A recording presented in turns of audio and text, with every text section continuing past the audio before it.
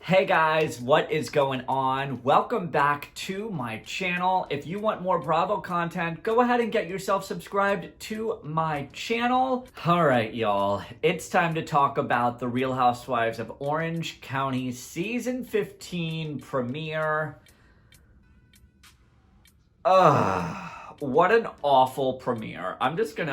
Let's just start there. What an awful, boring premiere. Let's talk about it. So the season opens up with a nice homage, a blast from the past of Orange County past housewives. I really like that they paid homage to, 14 years of Orange County. And did anyone else find the narrator's voice just a little bit familiar? They say the seasons don't change around here, but that's not quite true. Oh, this is gonna get ugly. When do you ever bring a family van to pick up 6 people? Gina Keogh narrated the flashback intro to season 15. I guess Tamra and Vicky were busy or didn't answer their phone.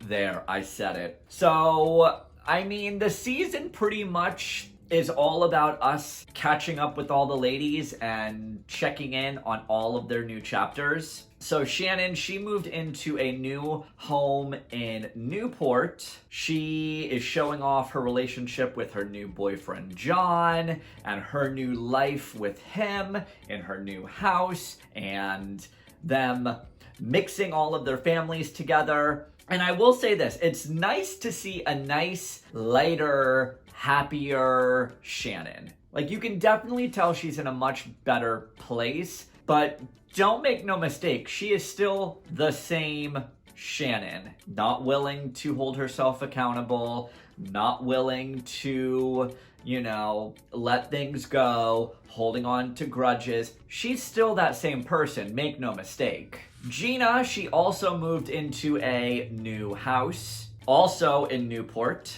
And here's the thing, I don't know why everyone's giving her so much shit about her quote-unquote tiny house.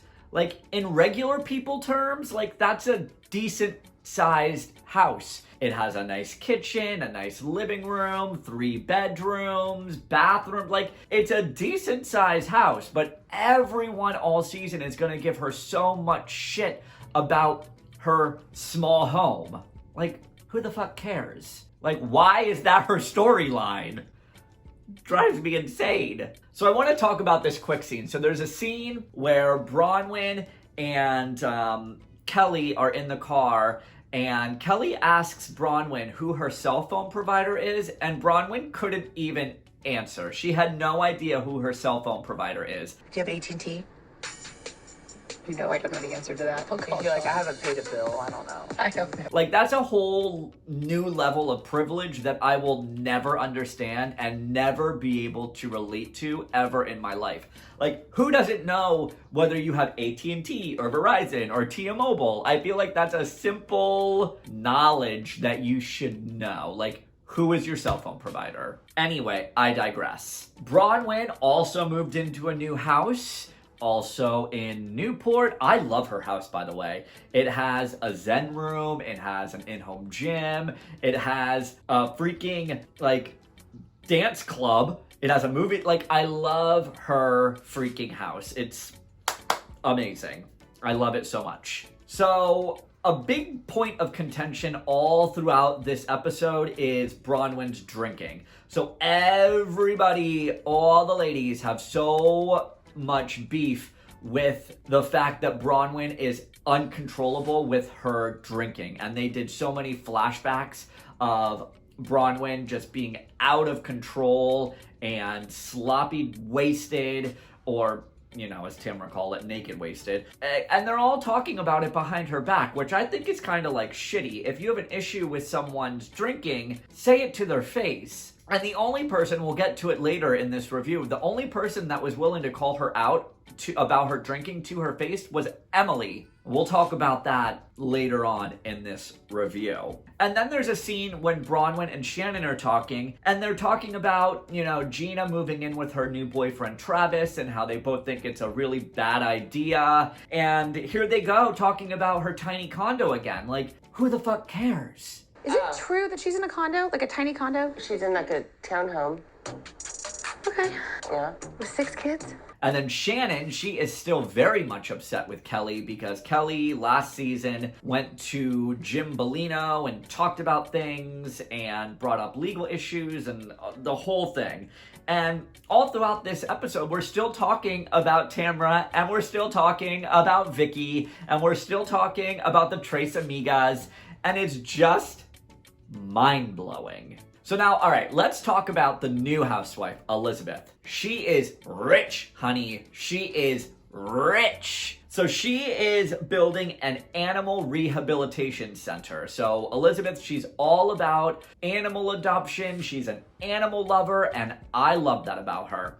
But she's also going through a divorce. So her ex-husband is a billionaire. Oh, also Elizabeth is the CEO of a music company called Edge Music Network, and she's looking to sell the company and just get it off her shoulders, but she wants to do it after the divorce so she can collect all the money. Smart business move, bitch. Smart business move. But yeah, so Elizabeth is going through a divorce from her billionaire ex-husband, and she was just kind of tired of being arm candy, being a trophy wife, being like a bobblehead, and she wanted to have a voice of her own and sort of reinvent herself. And what better way to reinvent yourself than going on the Real Housewives of Orange County, am I right? But she's also, she also has a boyfriend called Jimmy, named Jimmy. His name is Jimmy. And they don't have sex, which... Okay, so they don't have sex because Jimmy is weirded out that Elizabeth is still technically married. I don't know. Either he has a small dick or he's gay. There, I said it. That's my opinion. Like, you're having sex. Like, are you that... I don't know. I don't buy it for a second. I think there's something else going on there. But then again, who the fuck am I to judge? I judge.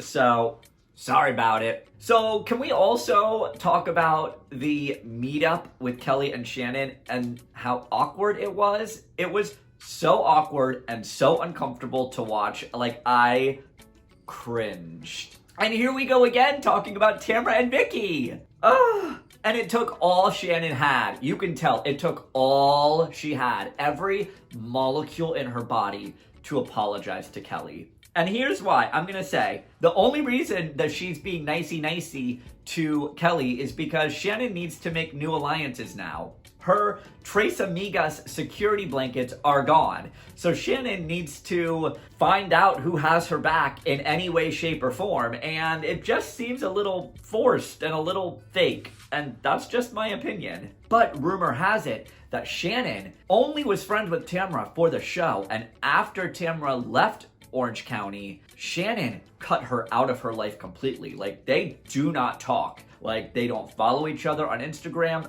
They don't talk. They're nothing. And it's rumored that, like I said, they were just friends for the show. And I think Shannon is a little bit of a fucking snake. And I don't like her. And I don't think she's genuine. And I don't think she's authentic. And I don't like her. I don't. I haven't liked her from day one. And... try to change my mind. But I will say this, so let's move back to Gina. Gina and her new boyfriend Travis, perfect together. It's like a nice, healthy relationship for her. But is anyone else thinking this? Like, what does Gina do? Like, what does she do for money? Like, does she work? Does she have a business? What does she do other than being on the show talking about her legal issues with Matt and living in a small house? Like, I'm confused why she's even on this show. Can someone help me out here? Why is Gina on the show? I'm very confused. What is going on here? I guess she just needs that Bravo paycheck, because without it, I don't know what she has. Like, just child support? Like, what? So we end the premiere with Bronwyn and Emily meeting up and sitting down to talk about something very heartbreaking and very relatable, I will say. I can 100,000,000,000% relate to this. So, Bronwyn admitted that she has been abusing alcohol and that she is an alcoholic. And Bronwyn was so upset with Emily, like I said earlier, because Emily was the only person that called Bronwyn out on her problem. Emily saw right through it and said that she was trying to mask her feelings with alcohol. Bronwyn said that she started drinking when she was 14 years old, and she's been going around filling water bottles up with alcohol just to sort of numb the pain, and that the only reason, well, not the only reason, but she had all the babies because it was her only way to avoid drinking. So I guess that kind of now explains the 7 kids. So now that she's not pregnant, she's like back on that horse. She's like taking shots when she gets the shakes. She's filling up water bottles. She's abusing alcohol. She's drinking 3, 4, 5 days straight. It's just, she admitted that she's an alcoholic and that she needs help, and she's gonna get the help that she needs. And the whole thing was so relatable because I am going on 4 years sober, and when anyone tried to tell me that I had an issue, I didn't want to hear it. I didn't want to hear it at all. Like, And I'm glad that she came to the realization about this on her own. And that's what, you know, any alcoholic or anyone that abuses alcohol needs to happen. You need to come to that conclusion on your own. So that whole scene, just, I get it. I relate to it. And for anyone out there saying Bronwyn admitting that she's an alcoholic, boring, and criticizing it, fuck you. Fuck you for belittling someone's journey with getting clean and sober. Like, how dare anyone do that? Seriously. So that is pretty much it with the Real Housewives of Orange County season 15 premiere. Gonna do some final thoughts. First up, who approved these confessional looks?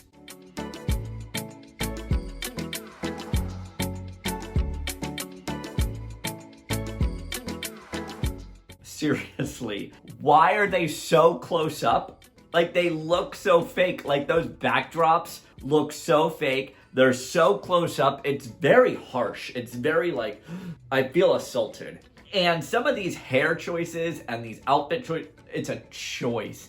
Choices were made. These are very bad confessional looks. Very bad. And why is OC in Newport now? Like, everyone's in Newport. It's giving me Laguna Beach, the Hills vibes. It just, Orange County lost that exclusivity, that behind the gates feel. Because no one's really behind the gates anymore. Like, remember, you know, early back, it was behind the gates, Coto de Casa. Like, I want that back. It's not the same. It's not the same. I feel like a lot of the relationships this season are definitely going to be forced and fake just for the show. And what are the storylines? What are the storylines? Like, I know Bronwyn's is going to be her journey to sobriety. Elizabeth, she's the new housewife, so it's all about just getting to know her. Kelly, bye. We're not even going to discuss her. Shannon, what is her storyline? Her new boyfriend and her frozen food line? Okay. Emily, what's her storyline? Her marriage again? Can't deal with that again. Gina, what is she going to talk about? Her small house? Like, if that's your storyline, girl, there's the door. Like, I don't want to hear about your small house all season. Like, at the end of the day, I just feel like Orange County jumped the shark. It is not good. This was a horrible, horrible premiere. I feel like they've rushed through this season just to get it out. And you can tell. It looks very amateur. The confessionals aren't good. The storylines are barely there. And it's all in Newport. Like, that's not why I watch Orange County. Like, it's all beach town. It's like Jersey Shore, like Laguna Beach, the Hills. Like,